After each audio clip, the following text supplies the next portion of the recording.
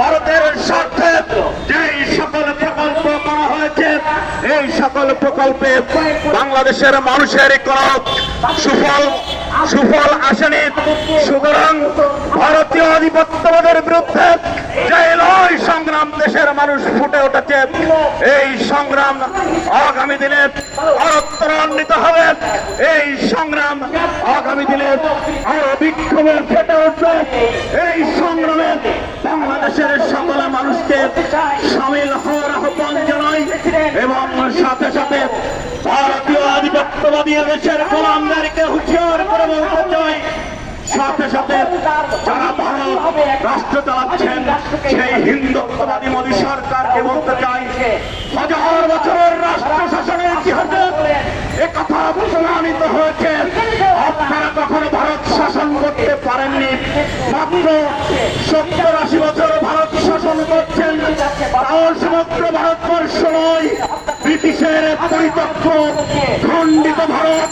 এটাই আপনারা অথচ ভারতীয় শাসনের ইতিহাসের হাজার বছর মুসলিমরা শাসন করেছে। যেই শাসনের কোন প্রতিহিংসা ছিল না, যেই শাসনের প্রতিপক্ষকে সুবিধা দেওয়া ছাড়া কখনো প্রতিহিংসা করার আচরণ করা হয়নি। ইতিহাস সাক্ষ্য দেয়।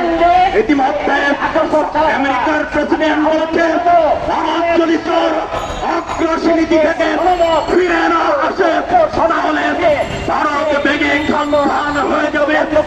আমরা শতবর্ষের পুরনো রাজনৈতিক দল হিসাবে এবং অতীতে ভারত বিভক্তকারী দল হিসাবে এই কথা ভারতকে হুঁশিয়ার করে দায়িত্বের সাথে স্মরণ করে দিতে বলতে চাই, আপনারা নিজেদেরকে সংযত করুন, আপনারা নিজেদেরকে সংযত করুন, আপনারা অখণ্ড থাকুন, আমাদেরকে সুস্থ এবং সুন্দর থাকতে দিন। তা না হলে বাংলাদেশের জনগণ যদি সিদ্ধান্ত নেয় আরেকটি 47-এর মতো, বাংলাদেশের জনগণ যদি সিদ্ধান্ত নেয় আরেকটি বঙ্গভঙ্গের মতো, তাহলে এর দায়ভার এবং এর পরিস্থিতি বাংলাদেশের জনগণকে দিতে পারবেন না। আমরা উপমহাদেশের প্রাচীন রাজনৈতিক দলের কর্মী হিসেবে এবং ভারতের কলিজা পেটে খণ্ডকারী দল হিসেবে একথা অত্যন্ত সমচ্চরিত কণ্ঠে বাংলাদেশের জনগণকে উদ্বুদ্ধ করতে চাই, জনগণকে ঐক্যবদ্ধ করতে চাই। আপনাদেরকে ফিরে আসতে হবে 1906 সালে মুসলিম লীগ গঠনের সেই ঐতিহাসিক প্রেক্ষাপটে। আপনাদেরকে ফিরে আসতে হবে বঙ্গভঙ্গ হলে সেই সকল সময় ঐতিহাসিক যে সকল সংগঠন হয়ে বঙ্গভঙ্গের বিরোধিতা করেছিল, আপনাদেরকে ফিরে আসতে হবে মুসলিম লীগের রাজনৈতিক দর্শনে। আপনাদেরকে ফিরে আসতে হবে 1947 সালে নির্যাতিত নিষ্পেষিত মানুষদের কল্যাণে মুসলিম লীগ যে ঐতিহাসিক অবদান রেখেছিল। আপনাদেরকে ফিরে আসতে হবে 1940 সালে লাহোর প্রস্তাবে গৃহীত পদক্ষেপগুলো বাস্তবায়নের জন্য।